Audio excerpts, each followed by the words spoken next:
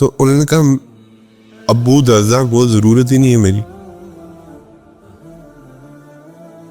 رات کو ساری نمازیں پڑھتے رہتے ہیں، صبح سارا دن وہ روزے میں ہوتے ہیں، میں کس کے لیے تیار ہوں؟ اب حضرت سلمان الفارسی کو پتہ چل گیا مسئلہ کیا ہے۔ اچھا اب یہاں پہ مجھے اور آپ کو بھی کچھ چیزیں سوچنے کی لیے ضرورت ہے۔ کیا میں اور میری بیگم یا آپ کی اور آپ کی بیگم، ہم سب کی بیگمات یا میں شوہر جو ہے، ہم کن کے لیے تیار ہوتے ہیں؟ آپ اپنی بیگم کو اپریشیٹ نہیں کریں گے نا تو وہ پھر تیار ہو کے باہر جائے گی، کیونکہ اس کو اپریسیشن کہاں سے مل رہی ہے؟ باہر سے مل رہی ہے۔ اس میں گناہ گار کون ہے؟ میں۔ دو لفظ میں اگر پیار اور محبت کی اپنی وائف سے نہیں بات کرتا، اس کو اپریسیشن نہیں مل رہی، اس کو اگر وہ پیار اور محبت باہر سے ملے گی۔ اور سیم گوز ود اے مین، اگر خاتون اپنے مرد کے لیے نہیں تیار ہوتی، صرف باہر جانے کے لیے تیار ہوتی ہے، اور پھر اوبیسلی مرد بھی اللہ معاف کرے غلط کام کی طرف راغب ہوگا۔ اور آج ہمارا المیہ یہ ہے کہ مجھے اور آپ کو بزی کر دی گیا کہ پیسے کماؤ سارا دن جا کے، بیگمات کو گھر میں ٹائم دینے کے لیے ہمارے پاس وقت ہی نہیں ہے۔ طلاقیں کیوں ہو رہی ہیں؟ اس کی بہت بڑی ریزن، میجر ریزن یہ ہے کہ لیک آف اپریسیشن ہے بٹوین دا کپلس، ایک دوسرے کو اپریشیٹ نہیں کیا جاتا، پیار کے بول نہیں بولے جاتے۔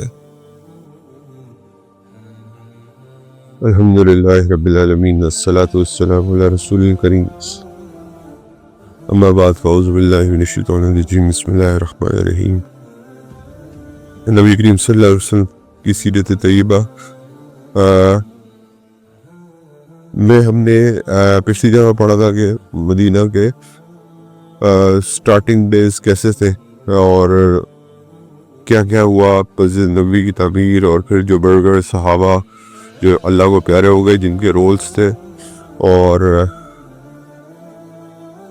اللہ تعالیٰ نے ان سے کیا اللہ کام لینا تھا وہ ہمیں سمجھ آ گئی کہ ہر بندے سے اللہ تعالیٰ نے ایک رول ڈیفائن کیا ہوا تھا جو اللہ نے ان سے لیا، اور وہ پھر اللہ کے پاس چلے گئے۔ حضرت اسد ابن زرارہ کے بارے میں ہم نے پڑھا تھا، جن کے مکان سے ساری مدینہ میں تبلیغ پھیلی حضرت مصعب بن عمیر کے تھرو۔ ان 6 لوگوں میں تھے، بس ان کا یہی مقصد تھا۔ مسجد نبوی کی تعمیر سے پہلے وہ فوت ہو گئے۔ اس کے بعد حضرت حکم جو بنو عامر کے سردار تھے، ان کا مقصد صرف یہ تھا کہ انہوں نے حضور صلی اللہ علیہ وسلم کو 1419 دن ہوسٹ کرنا تھا قباء میں۔ جیسی حضور مدینہ طیبہ تشریف لے گئے وہ اللہ کو پیارے ہو گئے۔ تو یہ کچھ رولز تھے اللہ تعالیٰ نے کئی لوگوں کے یہ ڈیفائن کیے ہوئے تھے۔ تو مجھے اور آپ کو دعا کرنی چاہیے مجھے اور آپ کو بھی اللہ تعالیٰ کو ایسا رول دے دے جو ہمارے لیے ہمارا وقت، ہمارا سرمایہ دین کے لیے تھوڑا بہت لگ جائے، جس کی وجہ سے میری اور آپ کی بخشش ہو جائے۔ اچھا، ایک مہاجر صحابی جن کا ذکر کرنا ضروری ہے وہ حضرت سلمان الفارسی ہیں۔ حضرت سلمان الفارسی نے ہجرت جو ہے وہ مکہ سے نہیں کی تھی، لیکن آپ کو پتہ انہوں نے ہجرت کی تھی، اور اس کے پیچھے پوری سٹوری ہے جو کہ ہم پڑھ چکے ہیں۔ میں again I will not go into that story۔ تو حضور صلی اللہ علیہ وسلم سے جب آپ کو پتہ ہے حضرت سلمان الفارسی پہلے آگ کی پوجا کیا کرتے تھے۔ ان کے والد جو تھے بیسیکلی وہ ایک بہت بڑے انچارج تھے، آپ کہہ لو کہ جو جہاں آگ جلتی تھی اس کو میک شور کرنا ہوتا تھا انہوں نے کہ وہ آگ بجھے نہ، تو وہ حضرت سلمان الفارسی کی ڈیوٹی لگاتے تھے، وہ روزانہ رات کو چیک کر کے آتے تھے۔ لیکن حضرت سلمان الفارسی راستے میں ایک دفعہ پھر ایک کرسچن آل اینگوس بیٹھ کے، وہ ساری کہانی پھر آپ کو پتہ ہی ہے، I will not go into that، but لیکن یہ کہ حضرت سلمان الفارسی نے آپ تھے، آپ کو پتہ ہے غلام بنا لی گئے تھے اور پھر مدینہ طیبہ پہنچ گئے تھے، وہ ساری سٹوری جو اس کے تھرو۔ تو حضور صلی اللہ علیہ وسلم نے حضرت سلمان الفارسی سے کہا کہ سلمان آپ اپنے آپ کو آزاد کیوں نہیں کرا لیتے؟ تو حضرت سلمان جو تھے وہ غلام تھے کس کے؟ ایک یہودی کے۔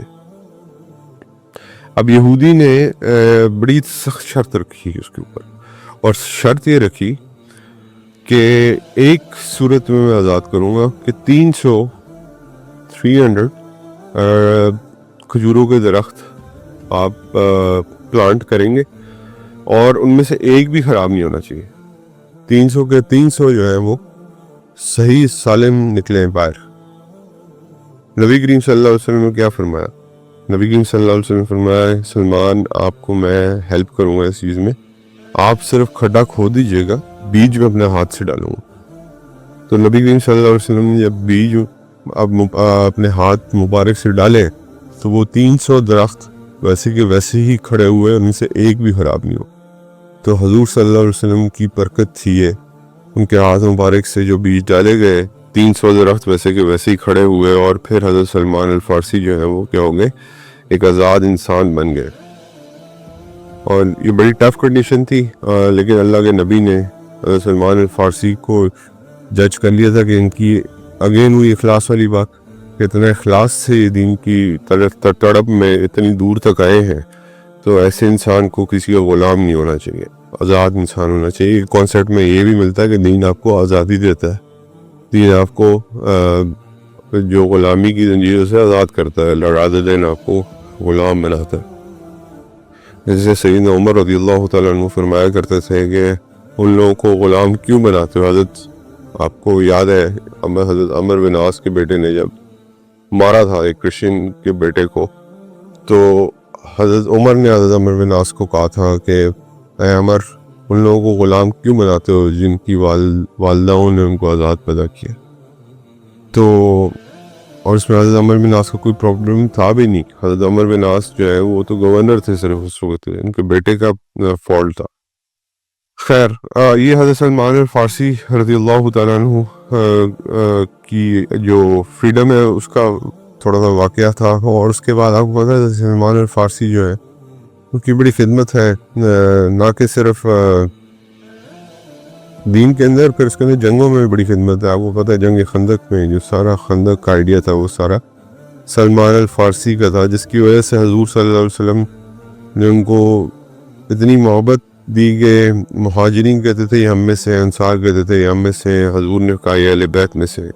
تو اس لیول کی محبت تھی. اچھا, اب حضور صلی اللہ علیہ وسلم نے ساری سچویشن دوبارہ مدینہ منورہ میں دیکھی اور غور سے جائزہ لیا ساری باتوں کا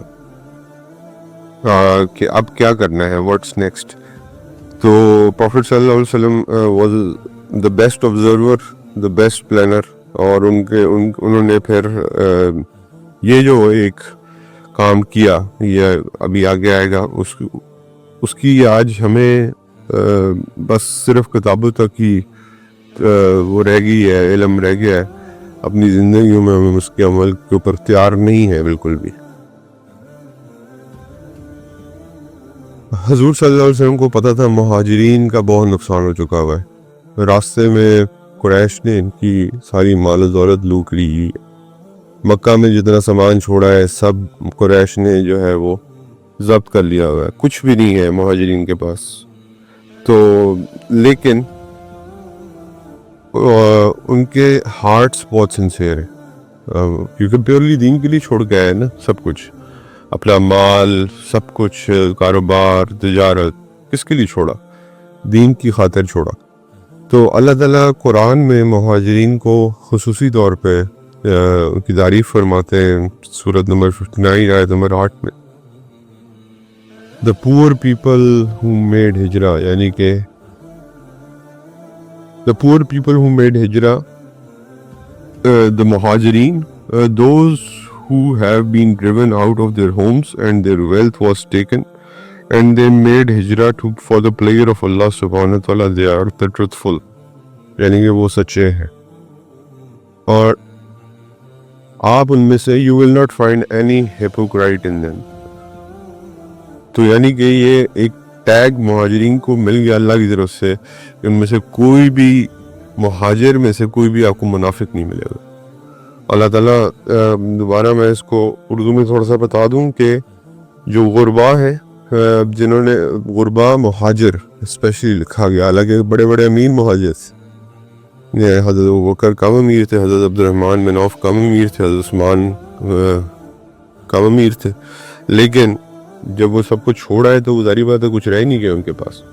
the exact word اسی طرح استعمال ہوئے میں تو غربا مہاجر who did ہجرہ جو انہوں نے ہجرت کی اللہ کے لیے اور اپنے گھروں سے نکال دیے گئے اور ان کی ساری مال و دولت لوٹ لی گئی لیکن انہوں نے ہجرت صرف اللہ کی خوشنودی کے لیے کی, وہی یقیناً سچے ہیں اور آپ ان میں سے کوئی بھی منافق نہیں پائیں گے. یہ اللہ تعالیٰ قرآن میں فرماتے ہیں مہاجرین کے بارے میں. اس کے بعد جو نیکسٹ کیٹیگری تھی اس مسلمانوں کی وہ انصار تھی. اب یہ میں آپ کو بتا رہا ہوں مدینہ منورہ کی جغرافیکل تو ہم نے پڑھ لی تھی ساری, وہاں کے جو بسنے والے ہیں وہ کون کون تھے. نیکسٹ کیٹیگری جو تھی وہ انصار تھے. یہ وہ لوگ تھے جنہوں نے اوپن آرمز کے ساتھ ویلکم کیا تھا, پروٹیکشن آفر کی تھی مہاجرین کو اور ان کو ایسی لک آفٹر کیا تھا جیسے اپنی فیملیز کو لک آفٹر کرتے. تھرڈ ڈگری آف مسلمز جو تھی وہ مشرکس تھے. مدینہ کے اندر بھی مشرک پائے جاتے تھے, ایسا نہیں تھا کہ مدینہ میں کوئی مشرک نہیں تھا. وہ اپنے جو دادا پردادا کے دینوں پہ ہی چل رہے تھے. جو فورتھ کیٹیگری تھی وہ جوئش لوگ تھے جس میں 3 بڑی جو تھی نا ٹرائبس تھی, بنو قینقاع, بنو نذیر, بنو قریظہ. بنو قینقاع جو ہے وہ مدینہ منورہ کے اندر رہتے تھے, بنو نذیر اور بنو قریظہ جو ہے وہ مدینہ منورہ کے آؤٹ سکرٹس پہ رہتے تھے, باہر کی تھوڑا سا باہر نکل کے رہتے تھے.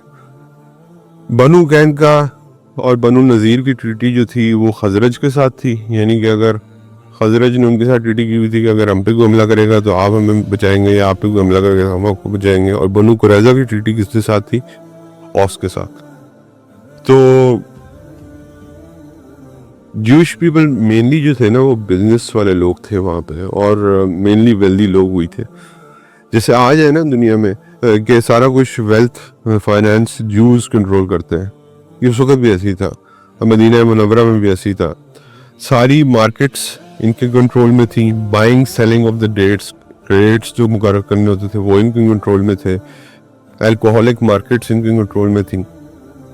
اس کے بعد یہ اور یہ کام یہ کیا کرتے تھے کہ اوس اور خزرج کے سرداروں کو بڑے بڑے لونز دیا کرتے تھے سود کے اوپر, تاکہ اوس اور خزرج کے سرداروں کو کیا کریں, اپنا غلام بنا کے رکھ سکیں. جیسے آج ہمارے ساتھ ہو رہا ہے, ہمیں بڑے بڑے سود قرض دیے جاتے ہیں, اس کے اوپر سود آپ نے دیکھا ہے ماشاءاللہ تو بارک اللہ اتنا زیادہ ہوتا ہے کہ میں آپ کو کیا بتاؤں کہ 1 روپیہ بڑھتا ہے تو پتہ نہیں کتنے ارب روپے بڑھ جاتے ہیں تو قرضے میں. اور خود ہی ایسے خبیث سے یہودی کہ ایک دوسرے سے سود لینا ایک دوسرے پہ حرام سمجھتے تھے. دوسروں کے لیے, پوری دنیا کے لیے سود کھولا ہوا ہے, اپنے اوپر سود حرام کیا ہوا ہے, کیونکہ پتہ ہے کہ سود اللہ تعالیٰ کو سخت ناپسند ہے. تو انہوں نے ہی ہمیں یہ جو آج آپ کے بینکس ہیں اور یہ سارا سسٹم ہے, انہوں نے ہی ہمیں اس پہ لگایا ہوا تھا, اللہ معاف فرمائے. تو انہوں نے اس سے ہم نے ان لیڈرز کو جو ہے نا انسلیو کیا ہوا تھا. تو یہ 4 کائنڈ کی کیٹیگریز تھیں جو اس جگہ پہ بس رہی تھی مدینہ میں. حضور صلی اللہ علیہ وسلم نے سب کے ساتھ ڈیل کرنا تھا, مہاجرین کے پرابلمس کے ساتھ بھی ڈیل کرنا تھا, انصار نے کیسے پروٹیکشن دینی ہے اس کے ساتھ بھی ڈیل کرنا تھا, مشرک کے ساتھ بھی ڈیل کرنا تھا, پھر منافقین بھی تھے, آپ وہ بعد میں آئیں گے خیر, لیکن اس کے بعد جوز کے ساتھ بھی ڈیل کرنا تھا. تو نبی کریم صلی اللہ علیہ وسلم کے سامنے ایک بڑا چیلنج تھا. اب یہ اسٹیٹ ہوڈ ہے جس کو ہم کہتے ہیں نا اسٹیٹ آف مدینہ منورہ, یہ یہاں سے اسٹارٹ ہوتی.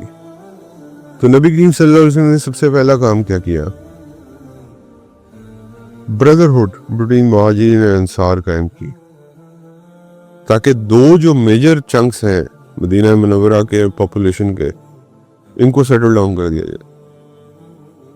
اللہ معاف فرمائے, یہ بردرہڈ اللہ تعالیٰ کے حکم سے حضور صلی اللہ علیہ وسلم نے قائم کی اور کہا کہ مسلمان کا بھائی ہے. آج اس کی سب سے زیادہ ضرورت, لیکن اور حضور نے یہ اس لیے قائم نہیں کی تھی کہ اس وقت یہ صرف ایک ضرورت تھی, یہ اس لیے قائم کی تھی کہ مسلمان واقعی مسلمان کا بھائی ہے, صرف خون کا رشتہ نہیں ہے, ایک ہمارا دین کا رشتہ بھی ہے. لیکن انفارچونیٹلی آج ہم آپ کے سامنے ہی ہیں, ہم حدیثیں تو کوٹ کرتے ہیں, جیسے حضور نے فرمایا کہ مسلمان ایک جسم کی مانند ہے، اگر ایک جسم کے پارٹ میں تکلیف ہو تو پورا جسم بے قرار رہتا ہے، لیکن اس پہ عمل نہیں ہے ہمارا. اسی طرح مسلمان حضور نے فرمایا کہ اس کا مفہوم ہے کہ ایک عمارت کی مانند ہے کہ اگر ایک اینٹ بھی نکال لو گے تو وہ عمارت انکمپلیٹ رہے گی. تو یہ ہمیشہ اجتماعیت کی بات ہوئی ہے دین میں. تو حضور صلی اللہ علیہ وسلم نے اسی اجتماعیت کو نظر میں رکھتے ہوئے یہ ایک brotherhood قائم کیا between the households of people who left from مکہ مکرمہ یعنی مہاجرین and people who were from مدینہ منورہ who were انصار. اب یہ brotherhood ایسے قائم نہیں ہوگا کہ فلانے نے کہا مجھے یہ پسند ہے میں اس کے گھر جاؤں گا، فلانے نے کہا پراپر وہ آپ کو جیسے میں نے بتایا تھا قرے کے طور پہ جس کا نام پہ جس کا قرہ آتا تھا اس طرح brotherhood قائم کی گئی تھی اور اس کی کچھ شرائط رکھی گئی تھی. ایسے نہیں رکھا تھا. نمبر 1 brotherhood قائم کی جائے گی قرے پہ، یہ پہلی شرط تھی. دوسری شرط یہ تھی کہ آدھی دولت شیئر کی جائے گی. آج ذرا کہیں آپ کسی کو کہ یار باہر والا کوئی آ رہا ہے اس کے ساتھ ہم نے آدھی دولت شیئر کرنی ہے ادھر اپنے ہے. پھر پوائنٹ نمبر 3 سب سے امپورٹنٹ بات، انہیریٹنس، یعنی کہ اگر کوئی آپ میں سے فوت ہو گیا، مدینہ کے لوگوں میں سے بھی کوئی فوت ہو گیا تو وہ مکہ کے لوگوں کو انہیریٹنس بھی دے گا. یعنی کہ مہاجرین کو انہیریٹنس کا پارٹ بھی بنا دیا انصار کے. انصار کے ماتھے پہ تیوری تک نہیں ہے اس بات کو سن. یعنی میرے جیسا کوئی ہوتا تو اللہ معاف کرے. پھر اس کے بعد ایک اور شرط جو رکھی گئی کہ we need to teach one another اور we need to advise one another. یعنی کہ ہم نے ایک دوسرے کو پڑھانا بھی ہے اور ایک دوسرے کو ایڈوائز بھی کرنا ہے اچھی اور برے کاموں کے اندر، ایک دوسرے کو مشورہ بھی دینا ہے. اب سبحان اللہ انصار بھی اتنے کھلے دل کے تھے. مدینہ طیبہ کے لوگ آج بھی مطلب کہ آج تھوڑا سا ذرا اللہ معاف کرے عرب ایلیمنٹ آ گیا ہے، لیکن آج بھی ایک نرمی نظر آتی ہے آپ کو مدینہ میں. انصار نے ایک پیشکش اور کر دیا اللہ کے نبی کو، اور وہ پیشکش کیا کی کہ انصار نے کہا کہ جو ہمارے ڈیٹ پامز ہوتے ہیں ان کے اندر بھی اس جو ہے نا آپ ان کو ہمارا ہاف بردر بنا دیں. یعنی کہ اپنی زمین بھی دینے کو تیار تھے، لیکن نبی کریم صلی اللہ علیہ وسلم منع فرمایا. اب کیوں منع فرمایا؟ یہاں سے مجھے اور آپ کو ایک بات سبق سیکھنے کا ہے کہ حضور صلی اللہ علیہ وسلم کو پتہ تھا کہ انصار جو ہے وہ فارمنگ میں they were very specialized equipped تھے اس چیز کے لیے. لاسٹ ٹائم جب مسجد کی بات ہوئی تھی تو حضور صلی اللہ علیہ وسلم نے ان صحابہ کی ڈیوٹی لگائی تھی جو مکس کرنا اچھی طرح جانتے تھے سینڈ کو، جو چیزوں کو اچھی، یعنی کہ حضور کی ان تعلیمات سے یہ پتہ چلتا ہے کہ جو کام بھی کرنا ہے اسپیشلائزڈ بندے کو دینا ہے. دنیاوی لحاظ سے بات کرو، یہ نہیں کہ بس کوئی بھی بندہ اٹھا کے کوئی بھی کام پہ لگا دیں. اور یہ جو اسپیشلائزیشن ہم کرتے ہیں یہ پھر کہاں سے آ رہی ہے؟ اللہ کے نبی کے اس عمل سے سمجھ آتی ہے کہ اسپیشلائزیشن جو آج میڈیکل کی فیلڈ میں ہے، انجینئرنگ کی فیلڈ میں ہے، اکاؤنٹس کی فیلڈ میں ہے، فردر ملٹیپل فیلڈ ہے، یہ کدھر سے نکلی؟ اس کے بعد جی انہوں نے کہا اچھا پھر ایسا کرتے کہ مہاجرین ہمارے ساتھ مدد کروا دیں تو جو بھی اس کا پروفٹ آئے گا ڈیٹس کا وہ ہم 50-50 کر لیں گے. اب حضور صلی اللہ علیہ وسلم کو یہ پتا تھا کہ مہاجرین جو ہے وہ محنت کر سکتے ہیں، تو محنت کر کے ان کی مدد کروا دیں. اس پہ نبی کریم صلی اللہ علیہ وسلم ایگری ہو گئے. اور یہ پھر ماشاءاللہ سبحان اللہ مہاجرین کو بھی یہ سبق ملا کہ رزق اپنے حلال ہاتھوں سے کمانا ہے. اس طرح عادت پڑ جائے گی ورنہ گھر بیٹھ کے پیسے آ رہے ہیں. تو ایک سبق یہ بھی ملتا ہے کہ مدد اپنا رزق کمانا ہے تو اسباب پیدا کرنے پڑیں گے، حلال طریقے سے مدد کرنی پڑے گی اور پھر اس کے بعد وہ رزق آپ کو ملے گا. اس کے بعد جی حضور صلی اللہ علیہ وسلم نے کو فائنانس کے اوپر بھی کا بھی خیال رکھنا تھا. یہ بھی ایک بہت بڑی وجہ تھی کہ اگر حضور صلی اللہ علیہ وسلم یہ ڈیٹ فارمز آدھے مہاجرین کو دے دیتے تو پروڈکشن کیا ہوتی، کم ہو جاتی، کیونکہ انصار اسپیشلسٹ اس میں، تو پروڈکشن کم ہوتی تو اکانومی ہٹ ہونی تھی مدینہ منورہ کی، فائنانس کو بھی دیکھا، تو اتنا پراپر جو ہے نا یہ اللہ کے نبی نے کام کیا. So this was a true brotherhood, وہ نہیں جو آج ہم کرتے ہیں ہم بھائی بھائی ہیں، ہم بھائی بھائی نہیں ہیں. اس سچ کو سمجھ لیں، ہم نہیں سمجھتے دوسرے کو بھائی. تو کیونکہ بردرہڈ کے ساتھ سیکریفائز آتا ہے، اور سیکریفائز آسان نہیں ہے. اپنا گھر آدھا شیئر کرنا، اپنی ویلتھ آدھی شیئر کرنا، آپ کو ایون یہاں پہ اپنی وائف جو آپ ان کو پسند تھی ان کو ڈائیورس کر کے ان کو شیئر کرنا آسان کام ہے. تو یہ آج ہمارے ہاں تو اس چیز کو اللہ معاف کرے کوئی ٹالریٹ ہی نہیں کر سکتا. یہاں پہ تو اللہ معاف کرے جائیدادوں پہ آپ کو پتہ ہے ہمارے آدھے سے زیادہ مقدمے جو ہے نا وہ جائیدادوں پہ اور طلاقوں پہ، 70% مقدمے جو ہے اس وقت ہماری عدالتوں میں. پھر یہ ہم بات کرتے ہیں اسٹیٹ آف مدینہ کی یا ریاست مدینہ کی حالت ہماری یہ اندر سے. اچھا کچھ امپورٹنٹ نام ہیں جو آپ کو بتانے چاہیے، اور یہ صرف اس لیے بتانے چاہیے کیونکہ انشاءاللہ اللہ سے امید یہ ہے کہ میں نے اور آپ اللہ تعالیٰ اپنی رحمت سے جنت میں لے کے جائے. مجھے اور آپ کو ان لوگوں سے ملنا ہے انشاءاللہ، ٹھیک ہے. یہ ہمارے بڑے ہیں، یہ ہمارے بزرگ ہیں، یہ ہمارے اسلاف ہیں، تو مجھے اور آپ ان کے نام ضرور بتانے چاہیے. جیسے ہم نے پیچھے کچھ صحابہ کے نام پڑھے جو ہمیں نہیں پتا. انشاءاللہ جب آپ کیا محشر کے بعد اللہ تعالیٰ توفیق دیتا ہے، اللہ تعالیٰ جنت میں بھیجتا ہے، امید تو اللہ سے یہی رکھنی چاہیے انشاءاللہ. تو ہمیں ان کے نام تو پتا ہوگا اس کو. سیدنا صدیق اکبر کو کس کے ساتھ مہاجر بنایا گیا؟ حضرت زہیر رضی اللہ تعالیٰ عنہ کے ساتھ. حضرت عمر بن خطاب کو کس کے ساتھ مہاجر بنایا گیا؟ اتبان ابن مالک رضی اللہ تعالیٰ عنہ کے ساتھ، بھائی بنایا گیا اتبان ابن مالک کے ساتھ. یعنی کہ جو پہلا پارٹ ہے وہ مہاجر ہے اور جو سیکنڈ پارٹ ہے وہ انصار ہے. یعنی کہ ابو بکر رضی اللہ تعالیٰ عنہ مہاجر ہیں اور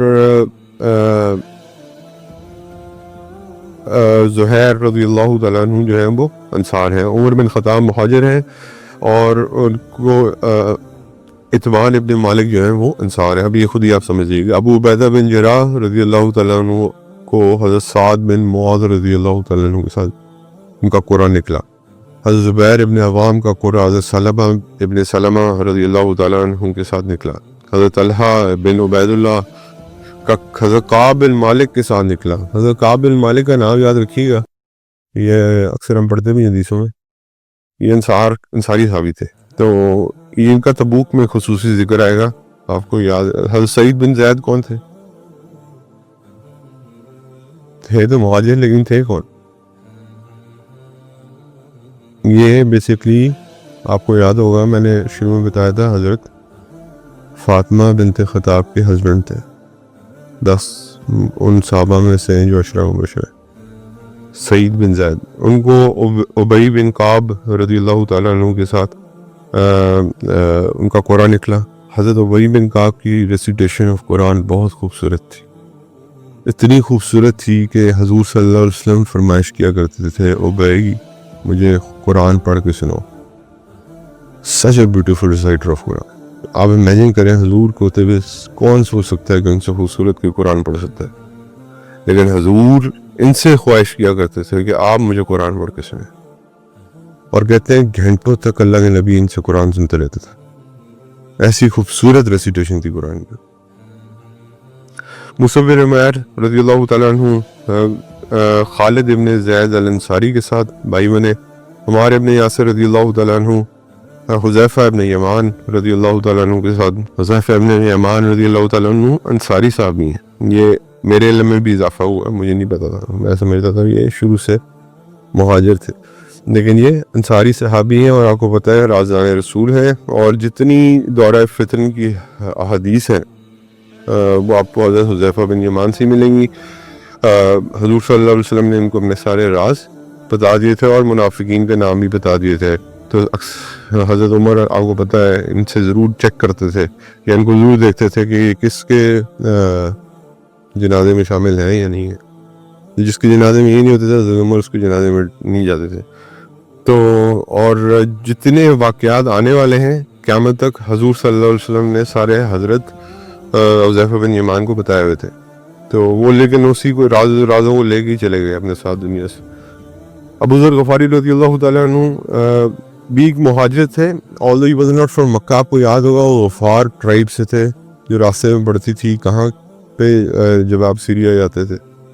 تو ان کو پیر کیا گیا, بردر بنایا گیا المنذر ابن عمر کے ساتھ. حضرت عبد الرحمن بن عوف کو بنایا گیا سعد بن ربیعہ کے ساتھ رضی اللہ تعالیٰ عنہما. اس ساری چیزوں کو اینڈ کرتے ہوئے خوبصورت کہانی جو بتانا بہت ضروری ہے. حضرت سلمان الفارسی کو جو بھائی بنایا گیا وہ ابو درداء کے ساتھ بنایا گیا. حضرت سلمان الفارسی کے پاس نا ایک خصوصی چیز تھی, اور وہ خصوصی چیز کیا تھی کہ he was a very زبردست اسکالر آف کرسچینٹی آلسو. اسلام کے تو تھے ہی تھے, کرسچینٹی کیونکہ ظاہری بات ہے وہ اسٹال کرسچن اس پہ چل رہے تھے مذہب پہ, تو ان کو کرسچین لٹریچر کا بھی پتہ تھا اور اسلامک لٹریچر کا بھی پتہ تھا. ایک دفعہ حضرت ابو درداء رضی اللہ تعالیٰ عنہ بہت ہی متقی تھے. اتنے متقی تھے کہ وہ صرف اللہ کے رائٹس ہی پورے کرتے رہتے تھے.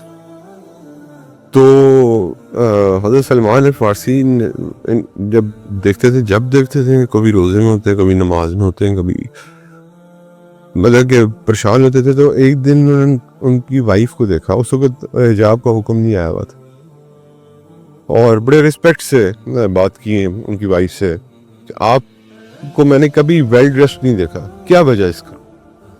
کنسرن میں ود آؤٹ آف رسپیکٹ جیسے بہن سے پوچھتے ہیں ایسے پوچھا کہ آپ کو کبھی میں نے ویل ڈریسڈ نہیں دیکھا, اس کی کیا وجہ ہے. اور حجاب کا حکم ہی نہیں تھا, یہ یاد رکھیے گا. تو انہوں نے کہا ابو درداء وہ ضرورت ہی نہیں ہے میری, رات کو وہ ساری نمازیں پڑھتے رہتے ہیں, صبح سارا دن وہ روزے میں ہوتے ہیں, میں کس کے لیے تیار ہوں. اب حضرت سلمان الفارسی کو پتہ چل گیا مسئلہ کیا ہے. اچھا اب یہاں پہ مجھے اور آپ کو بھی کچھ چیزیں سوچنے کی لیے ضرورت ہے. کیا میں اور میری بیگم یا آپ کی اور آپ کی بیگم, ہم سب کی بیگمات یا میں شوہر جو ہیں, ہم کن کے لیے تیار ہوتے ہیں. آپ اپنی بیگم کو اپریشیٹ نہیں کریں گے نا تو وہ پھر تیار ہو کے باہر جائے گی, کیونکہ اس کو اپریسیشن کہاں سے مل رہی ہے, باہر سے مل رہی ہے. اس میں گناہ گار کون ہے, میں. 2 لفظ میں اگر پیار اور محبت کی اپنی وائف سے نہیں بات کرتا, اس کو اپریسیشن نہیں مل رہی. اس کو اگر وہ پیار اور محبت باہر سے ملے گی. اور سیم گوز ود اے مین, اگر خاتون اپنے مرد کے لیے نہیں تیار ہوتی, صرف باہر جانے کے لیے تیار ہوتی ہے, اور پھر اوبیسلی مرد بھی اللہ معاف کرے غلط کام کی طرف راغب ہوگا. اور آج ہمارا المیہ یہ ہے کہ مجھے اور آپ کو بزی کر دی گیا کہ پیسے کماؤ سارا دن جا کے, بیگمات کو گھر میں ٹائم دینے کے لیے ہمارے پاس وقت ہی نہیں ہے. طلاقیں کیوں ہو رہی ہیں, اس کی بہت بڑی میجر ریزن یہ ہے کہ لیک آف اپریسیشن ہے بٹوین دا کپلس. ایک دوسرے کو اپریشیٹ نہیں کیا جاتا, پیار کے بول نہیں بولے جاتے. آپ اللہ معاف کرے آئی لو یو کے کارڈز جو ہیں یا لیٹرز جو ہیں وہ پہلے کسی اور گرل فرینڈ کو تو لکھ سکتے ہیں, لیکن آج آپ اگر جائز طریقے سے اپنی بیوی کو آئی لو یو بولنے کی کوشش کریں, یا میں آپ تم سے محبت کرتا ہوں, آئی لو یو نہ بولیں کسی کے سامنے, آپ کو اظہار کرتے ہوئے 10 دفعہ شرم آئے گی. کیوں؟ آج الحضور کی وہ سنت کیوں فوت کر دی ہم نے معاذ اللہ. اس میں حضرت اماں خدیجہ جی جیسے پانی پیتی تھی وہیں سے حضور پانی پیا کرتے تھے, جہاں سے کھانا کھاتی تھیں اسی جگہ سے کھانا کھایا کرتے تھے. محبت بڑھتی ہے ان چیزوں سے. تو unfortunately this was a problem which حضرت ابو دردہ کی وائف فیس کر رہی تھی. اور یہ خیر میرا اور آپ کا تو معاملہ ہی اور ہے. حضرت ابو دردہ تو اللہ کے وجہ سے جو ہے نا وہ اتنے زیادہ جو تھے وہ اللہ کے عبادت میں مصروف رہتے تھے کہ ان کو پتہ ہی نہیں ہوتا تھا دنیا میں ہو کیا رہا ہے. تو اس کے بعد کیا ہے کہ یعنی کہ ان کی وائف کو یہ بات کہنی ہی پڑ گئی. حضرت سلمان فارسی انہوں نے پوچھ ہی لیا ان سے کہ بہن آپ کو کبھی میں نے تیار نہیں دیکھا, کیا اپنے شوہر کے لیے تیار نہیں ہوتی؟ ہی تھاٹ کہ شاید وائف کے اندر کوئی پرابلم ہے. تو جب وائف سے سنا تو پتہ چلا ہسبینڈ دھیان نہیں دیتے میری طرف. تو اور ایک اور چیز یاد رکھیے گا, اگر میں اور آپ بد نظری کرتے ہیں دوسروں کی بیویوں کو دیکھیں گے, معاذ اللہ دوسروں کی بہنوں کو دیکھیں گے, میرا گھر بھی کسی کی گندی نظر سے بچے گا نہیں.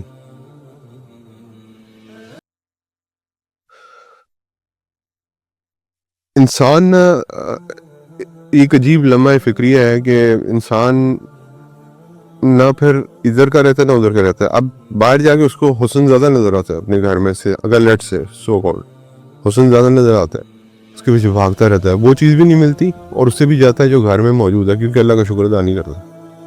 ابو دردہ کی کہانی ٹوٹلی ڈفرینٹ ہے. وہ اللہ کے لیے سب کچھ کرتے تھے, ان کا سارا کا کام جو ہے وہ اللہ کے لیے ہوتا تھا. حالانکہ حکم آپ کو پتہ ہے بعد پھر یہی آیا ہے, جب حجاب کا حکم آیا تو پھر تو یہی حکم تھا کہ جو اگر آپ کے گھر میں نوک ہوتا ہے جیسے کوئی خاتون آتی ہے تو اس خاتون کے اوپر یہ ہے کہ سختی سے بات کرے, اپنے لہجے میں نرمی نہ رکھے تاکہ اگلے بندے کو یہ فیل نہ ہو کہ کوئی اٹریکشن فیل نہ ہو. تو لیکن بات یہ ہے کہ جتنا اسلام ہم فالو کرتے ہیں وہ مجھے اور آپ کو پتہ ہی ہے. خیر حضرت سلمان الفارسی نے ڈیسائیڈ کر لیا کہ I'll sit down with ابو دردہ رضی اللہ تعالیٰ عنہ, اور کیونکہ آپ کو یاد ہوگا کہ ایک شک یہ بھی تھی کہ we will teach one another, we will advise one another. حضرت سلمان الفارسی نے حضرت ابو دردہ آئے, لنچ کا ٹائم ہو رہا تھا, حضرت سلمان الفارسی نے کہا میرے ساتھ بیٹھ کے کھانا کھایا. نمبر روزے سے ان کا سو واٹ روزے سے ہیں تو میں بھی کھانا نہیں کھاؤں گا اگر آپ نہیں کھائیں گے. توڑ دیں روزہ, نفلی روزہ تھا. تو حضرت ابو دردہ نے ان کی شکل دیکھی کہ کیا کہہ رہے ہیں مجھے روزہ توڑ. تو میں نے کہا کہ میں چلیں اب فی الحال تو یہ مجھے کہہ رہے ہیں, میں مجبوراً کھانا کھانا پڑے گا, میں اس کے بعد نبی کریم صلی اللہ علیہ وسلم سے جا کے بات معلوم کرتا ہوں کہ یہ مجھے اس طرح انہوں نے کہا. تو حضرت سلمان الفارسی کے ساتھ بیٹھ کے انہوں نے کھانا کھایا, اور اس کے بعد اب شام آ گئی. شام کو حضرت سلمان فارسی نے دیکھا, عشاء کے بعد یہ پھر نماز کے لیے کھڑے ہو گئے. حضرت سلمان فارسی گئے نیچے, کہا چلیں لیٹ جائیں, سو جائیں, شاباش, کوئی ضرورت نہیں بات کرنے کی, go to your bed, and made sure he went to his bed. اچھا اب حضرت سلمان فارسی نے باہر کھڑے ہو کے پہرا دیتے ہیں ساری رات, اور پھر اس کے بعد وہ دوبارہ جو ہے تھوڑی دیر بعد 10 منٹ بعد اب انسان جو محبت ہو جائے گی, جس سے اللہ سے محبت ہو گئی بھی تھی ان کو, 10 منٹ بعد اٹھ کے پھر جائے نماز پہ پھر اٹھا. حضرت سلمان الفارسی نے کہا لیٹ جائیں واپس. اور پھر اس کے بعد جب 1/3 آف دا نائٹ رہ گئی تھی, اس وقت حضرت سلمان الفارسی نے خود جگایا ان کو کہ اب اٹھیں اور نماز پڑھیں, یہ تہجد کا ٹائم ہے, اس وقت نماز پڑھیں. تو پھر اس کے بعد حضرت سلمان الفارسی بڑی خوبصورت بات ہے, انہوں نے کچھ ایڈوائزز دی انہوں نے حضرت ابو دردہ کو کہ دیکھیں تقوی میں حضرت ابو دردہ زیادہ تھے, لیکن حضرت سلمان الفارسی کو نالج زیادہ تھا. تو وہ کہتے ہیں نا کہ ایک عالم جو ہے نا وہ 100 عابدوں پہ بھاری ہوتا ہے, given that کہ وہ اپنے علم کا صحیح اخراج کرے, صحیح اس کو پہنچائے. انہوں نے کہا دیکھو ابو دردہ رضی اللہ تعالیٰ عنہ کو کہا کہ آپ کی کچھ ڈیوٹیز ہیں, آپ اللہ کی طرف جو ڈیوٹی ہے نا اس کو اوور ڈو کر رہے ہیں, لیکن آپ کے ساتھ کچھ لوگ بھی جڑے ہوئے ہیں, آپ کی وائف ہے, آپ کے گھر والے ہیں، ان کے آپ کے حقوق بھی آپ نے پورے کرنے ہیں. آپ نے اپنے جسم کے حقوق بھی پورے کرنے ہیں. اگر آپ سارا دن روزہ رکھیں گے، ساری رات عبادت کریں گے، آپ ویک ہو جائیں گے. کیسے آپ جو ہے پھر تھوڑے سے بعد آپ بیمار ہو جائیں گے. تو جو عبادت آپ کرتے ہیں، جو روزہ آپ رکھتے ہیں، اسے بھی جائیں گے. تو آپ کے جسم کا بھی آپ پہ حق ہے، آپ کی وائف کا بھی آپ پہ حق ہے، آپ کے بچوں کا بھی آپ پہ حق ہے، اللہ تعالیٰ کا بھی آپ پہ حق ہے. تو ساری چیزوں کو بیلنس کر کے چلیے. تو حضرت ابو درداء انڈرسٹوڈ اٹ، بٹ وہ کہتے ہیں نا ایک کھٹکا لگا رہتا ہے. نبی کریم صلی اللہ علیہ وسلم کا پہنچے صبح، اور حضور صلی اللہ علیہ وسلم کو ساری اسٹوری بھی دے کس طرح ہوا ہے میرے ساتھ. اور مجھے سلمان کہہ رہے ہیں کہ your body has right over you, you need to eat well, you need to sleep well, you need to make sure that you look after your body which is an امانہ فرام اللہ سبحانہ و تعالیٰ. ایک امانت ہے. تو اس کے بعد ویسے بھی آپ کو میں نے حدیث سنائی ہوئی ہے کہ اللہ تعالیٰ کو وہ مومن جو طاقتور ہو، وہ ایک ویک مومن سے زیادہ پسند ہے.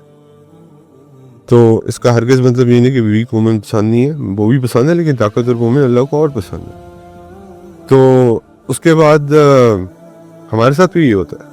سبحان اللہ، جب ہم قرآن پڑھنا شروع کرتے ہیں، کئی دفعہ کہتے ہیں نا زوم میں آتے ہیں، تو دو سپارے پڑھ جاتے ہیں، اور پھر کئی دفعہ 2 سال گزر جاتے ہیں، قائد میں نہیں پڑھتے. کنسسٹنسی نہیں رہتی اس میں. اسی طرح رمضان کا حال دیکھ لیں آپ، مسجدیں بھری ہوں گی، اس کے بعد خلاص 11 مہینے سے جیسے چھٹی ہے مسجد میں. تو اس لیے ہر چیز کو بیلنس کر کے چلنا بہت ضروری ہے. حضور صلی اللہ علیہ وسلم مسکرا کے بات سنتے رہے اور فرمایا، بس 2 لفظ کا جواب دیا، صدق سلمان سچ کہتا. تو حضرت ابو درداء کو اب تسلی ہو گئی. تو اب اس کے بعد جو ہے آخری چیز وہ یہ ہے کہ ایشو آف انہیریٹنس کو پھر اللہ تعالیٰ نے ختم کر دیا، جو میں نے آپ کو بتایا تھا شرط تھی بردرہڈ میں. قرآن میں ایک آیت ریویل ہو گئی، سورہ نمبر 8 آیت نمبر 75 میں، your family members and those who are related to you are more closer to you than who made ہجرہ. یعنی کہ جو آپ کے فیملی ممبرز ہیں، وراثت کے لیے میں آپ کو دوبارہ بتا رہا ہوں، وراثت کا والا پارٹ جو ہے وہ کیا ہو گیا، نکال دیا گیا اس بردرہڈ کے اس میں سے قرآن کے حکم کے اوپر، کہ آپ کے فیملی ممبرز جو ہیں وہ آپ سے زیادہ کلوز ہیں دین دوز ہو ہیو میڈ ہجرہ. سو یہ پوائنٹ اب ختم ہو گیا. مہاجرین زیادہ تر بزنس مائنڈڈ لوگ تھے، آپ کو پتا تھا ایڈرس سے مکہ میں بڑے بڑے ٹریڈ کیا کرتے تھے. تو انہوں نے انصار کو اور انصار جو ہے وہ زیادہ تر جو ہے وہ ایگریکلچرل میں ماہر تھے. تو انہوں نے کہا کہ آپ ہمیں صرف مارکیٹ پلیسز دکھا دیں، ہم آپ پہ زیادہ بوجھ نہیں بننا چاہتے، ہم کوشش کرتے ہیں کہ اپنا کاروبار خود اسٹیبلش کریں. تو ایک چیز ایک اور سیکھنے کو ملتی ہے، وہ یہ ہے کہ انسان کو اپنا بوجھ خود اٹھانا چاہیے، اور یہ اللہ تعالیٰ کے نبی کی تربیت تھی. تو یہ ہمارے ہاں یہ بردرہڈ تھی جس کے اوپر انصار نے کیا کیا قربانیاں دیں. اچھا، اس میں ایک بڑی خوبصورت چیز ہے، مہاجرین نے، انصار نے ان کو دنیاوی طور پہ ہیلپ کیا، مہاجرین نے ان کو روحانی اور آخرت کے طور پہ ہیلپ کیا. کیسے؟ انصار نے اپنے ویلتھ، اپنا رزق کھولا ان کے اوپر، اور مہاجرین نے اپنا علم کھولا ان کے اوپر، کیونکہ مہاجر جو تھے وہ زیادہ علم والے تھے، کیونکہ ان کا ٹائم زیادہ حضور صلی اللہ علیہ وسلم کی طبیعت میں گزرا ہوا تھا. تو دونوں کو فائدہ ہوا، ان کو علم کا فائدہ ہوا، ان کو دنیا کا فائدہ ہوا. تو یہ خوبصورتی تھی اس بردرہڈ کی کہ ایک طرف آپ کا دنیا بھی بن رہی تھی اور ایک طرف آپ کا دین بھی بن رہا تھا. آج اسی چیز کی سب سے زیادہ کمی ہے. اور مجھے اور آپ کو اگر سیرت سے کچھ سیکھنا ہے تو وہ یہی ہے کہ بھائی ایک دوسرے کو اپنا بھائی سمجھیں، صرف کہیں مت، سمجھیں بھی. اس کے لیے وہی پسند کریں جو اپنے لیے پسند کرتے ہیں. یہ اللہ کے نبی کا حکم ہے، میں نہیں کہہ رہا. یہ نہیں کہ اپنے لیے میں کوئی 5,000 کا یا 15,000 کا پرفیوم پسند کرتا ہوں، کسی کو گفٹ دینا تو 2,000 کا دے دے. نہیں، اس کو لیے بھی پھر اسی طرح چناؤ کرے. کچھ احادیث آپ سے شیئر کر دوں. میرے والد صاحب نے ایک کتاب میرے ساتھ شیئر کی تھی جس کا نام تھا ہم میں سے نہیں، جو ہم میں سے نہیں. تو اس میں سے کچھ حدیثیں میں نے پڑھی، اور وہ ساری کتاب اس پہ جس میں اللہ تعالیٰ نے یہ اللہ کے نبی نے فرمایا ہے کہ یہ لوگ ہم میں سے نہیں ہیں. تو اس کا علم ہونا، اب ظاہری بات وہ پوری کتاب ہے، لیکن جو چھوٹی چھوٹی اس میں احادیث ہیں جو میجر ہیں وہ میں آپ کو شیئر کر دوں. اور اس کے بعد بھی انشاءاللہ جتنی میں اور بھی شیئر کر دوں آپ کے ساتھ. سیدنا انس رضی اللہ تعالیٰ عنہ نے فرمایا ہے، سمروی ہے کہ حضور صلی اللہ علیہ وسلم نے فرمایا کہ جس نے میری سنت سے اعراض کیا وہ مجھ میں سے نہیں ہے. اور یہ بخاری اور مسلم اور بہیقی ان سب کے مجموعوں پہ بنی ہوئی کتاب ہے. ٹھیک ہے. عمر بن عبدالعزیز رحیم اللہ فرماتے ہیں سنت کی مخالفت کر کے سلامتی حاصل نہیں ہو سکتی، اور اللہ کو ناراض کر کے مخلوق کی رضا حاصل نہیں ہو سکتی. اب کتنی خوبصورت بات ہے کہ سنت کے مخالفت کر کے سلامتی کبھی بھی حاصل نہیں ہو سکتی، اور اللہ کو ناراض کر کے اس کی مخلوق کو کبھی راضی آپ نہیں کر سکتے. کیونکہ اللہ تعالیٰ کیا کرتا ہے کہ پھر مخلوق کے دلوں میں بھی نفرت بٹھا دیتا ہے. نبی کریم صلی اللہ علیہ وسلم نے فرمایا نامراد اور گھاٹے میں ہے وہ جس کے دل میں اللہ نے انسانیت کا مادہ نہیں رکھا. سیدنا ابو ہریرہ رضی اللہ تعالیٰ عنہ سے مروی ہے حضور صلی اللہ علیہ وسلم نے فرمایا کہ ہلاک کرنے کے لیے والے گناہوں سے بچو، جس میں ایک ہے اللہ کے ساتھ شرک ہے ٹھہرانا، دوسرا ہے جادو کرنا. حضرت ابو سعید خدری رضی اللہ تعالیٰ عنہ سے مروی ہے کہ پروفٹ صلی اللہ علیہ وسلم نے فرمایا کہ 5 آدمی جنت میں داخل نہیں ہو سکے. نمبر 1 شراب کا عادی، نمبر 2 جادو پر ایمان رکھنے والا، نمبر 3 قطع رحمی کرنے والا، نمبر 4 کاہن، اور نمبر 5 احسان جتلانے والا. ہم سبحان اللہ احسان کر کے جتنا جتلاتے ہیں وہ ہم سب کو پتہ ہے. سیدنا جابر رضی اللہ تعالیٰ عنہ سے مروی ہے کہ نبی کریم صلی اللہ علیہ وسلم نے فرمایا قرآن کی سب سے خوبصورت قاری وہ ہے جب تم اس کو سنو تو یہ خیال کرو کہ وہ اللہ سے ڈر کے پڑھ رہا ہے. آپ کو اس کی آواز سے پتہ چل جاتا. عبداللہ ابن مسعود رضی اللہ تعالیٰ عنہ سے روایت ہے کہ نبی کریم صلی اللہ علیہ وسلم نے فرمایا کہ جس نے رخساروں کو پیٹا، گریبانوں کو چاک کیا اور جاہلیت کے الفاظ بولے وہ ہم میں سے نہیں. یہ کب کیا جاتا؟ جب کسی کی موت واقع ہو جاتی ہے. آپ کو پتہ ہے کیا تماشا ہوتا ہے. ایک اور جگہ جس نے مصیبت میں سر منڈوایا، کپڑے پھاڑے اور چیخو پکار کی وہ ہم میں سے نہیں. حضور صلی اللہ علیہ وسلم فرمائے ان عورتوں پہ لعنت ہو اور اللہ کی رحمت سے دور کر دیا گیا ان کو، جو مصیبت کے وقت شرعی حدود سے تجاوز کریں، نوحہ خوانی کریں، چہروں کو پیٹیں اور گریبان پھاڑیں. یہ ساری باتیں جو میں نے اور آپ نے پڑھی ہیں، کیا یہ ہماری سوسائٹی کا، ہمارے کلچر کا ایسا نہیں ہے؟ اللہ کے نبی کہہ رہے ہیں یہ لوگ ہم میں سے نہیں ہیں.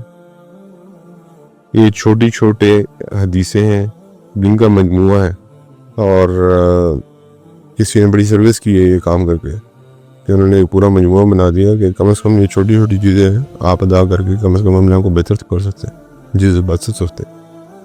اور اللہ کے نبی کی سب سے بڑی حدیث ہوئی ہے کہ جس سے محبت رکھو گے اسی کے ساتھ قیامت کے دن اٹھائے جاؤ گے.